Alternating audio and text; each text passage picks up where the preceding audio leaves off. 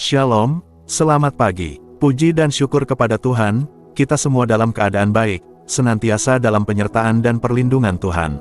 Hari ini kita akan melanjutkan pembacaan firman Tuhan dari kitab Yosua pasal 16. Sebelumnya marilah sama-sama kita berdoa. Bapa kami yang di surga, terima kasih untuk penyertaan-Mu dan pertolongan-Mu dalam hidup kami. Sebentar lagi kami akan melanjutkan pembacaan firman-Mu.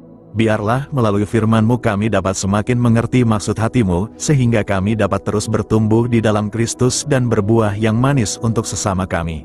Amin. Yosua 16. Milik pusaka Efraim dan Manasye. Kemudian keluarlah undian bagi Bani Yusuf. Batas mereka mulai dari sungai Yordan dekat Yeriho, di sebelah timur mata-mata air Yeriho, melalui padang gurun, yang naik dari Yeriho ke pegunungan, ke Betel, keluar dari Betel menuju ke Luz, terus ke daerah orang Arki, ke Atarot, turun ke barat ke daerah orang Yaflet, sampai daerah Bet-Horon Hilir dan selanjutnya sampai Gezer dan berakhir di laut. Demikianlah Bani Yusuf, yakni suku Manasye dan suku Efraim, menerima milik pusaka.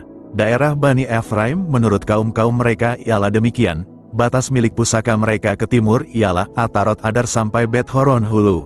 Ke barat batas itu keluar di sebelah utara Mihmetat. Kemudian batas itu membelok ke timur ke Taanat Silo, dan dari sana terus sampai ke sebelah timur Yanoah, turun dari Yanoah ke Atarot dan Naharat, menyinggung daerah Yeriho dan keluar ke sungai Yordan, dari Tapuah batas itu terus ke barat ke sungai Kana dan berakhir ke laut. Itulah milik pusaka suku Bani Efraim menurut kaum-kaum mereka. Selanjutnya, bagi Bani Efraim ditentukan kota-kota terpisah di tengah-tengah milik pusaka Bani Manasye, segala kota itu dengan desa-desanya. Tetapi orang Kanaan yang diam di Gezer tidaklah dihalau mereka. Jadi orang Kanaan itu masih tetap tinggal di tengah-tengah suku Efraim sampai sekarang, tetapi menjadi budak Rodi. Amin. Yosua pasal 16 pusaka milik Efraim dan Manasye. Yosua pasal 16 menjelaskan pembagian wilayah pusaka kepada keturunan Yusuf, yaitu suku Efraim dan Manasye. Pasal ini menguraikan batas-batas wilayah yang diberikan sebagai penggenapan janji Tuhan.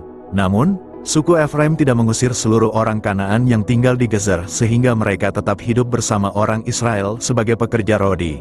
Berikut makna-maknanya. 1.